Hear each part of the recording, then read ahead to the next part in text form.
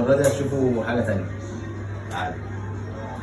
انا عايز اقول لكم على حاجه حلوه، في مفاجاه قريب قوي. مفاجاه هتعجبكم كلكم، بس تابعوني بقى على الصفحه كده عشان انا هنزل ستوري قريب هيعجبكم.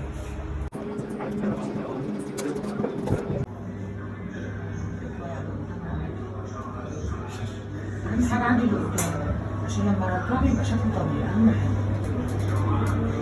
صور ولا ايه؟ ماشي.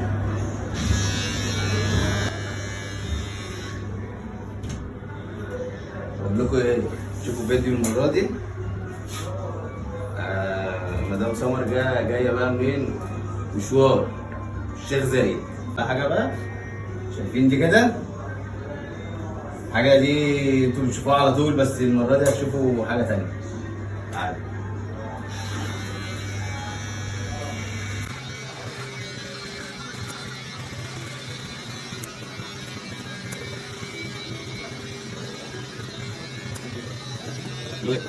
تعالى كده،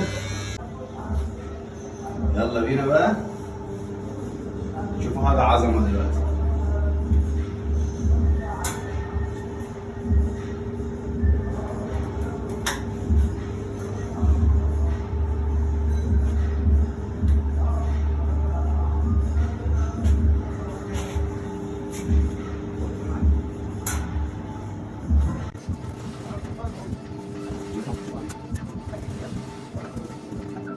شوفوا حاجة عظمة دلوقتي.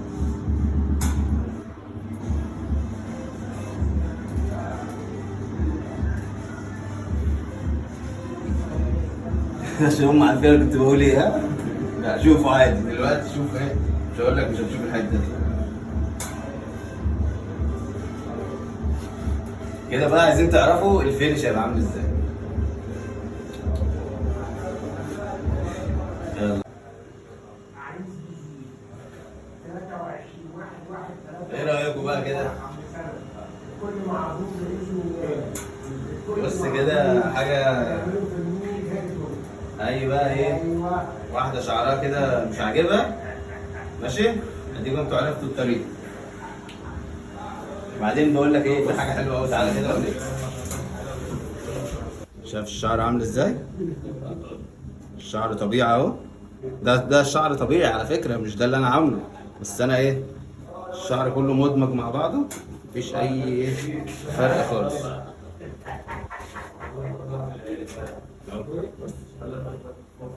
ايه رايك كده؟ ايه رايك كده يا مدام؟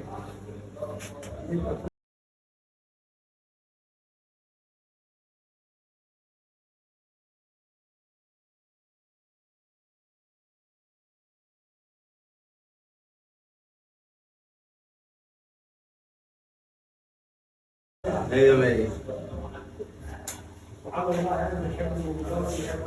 كده.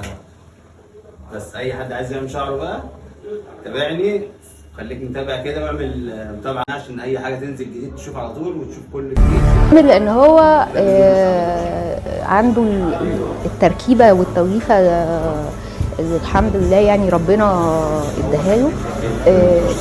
بيفهمك ان لا، ما هو احنا هنفكر بعقلنا، لكن ممكن العقل في حاجات ما يقدرش يستوعبها.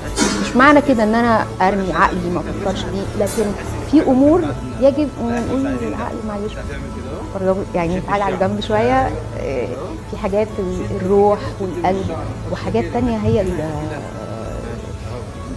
بتبقى ايه، بتبقى دليلك. Tamer Zanetti is one of the most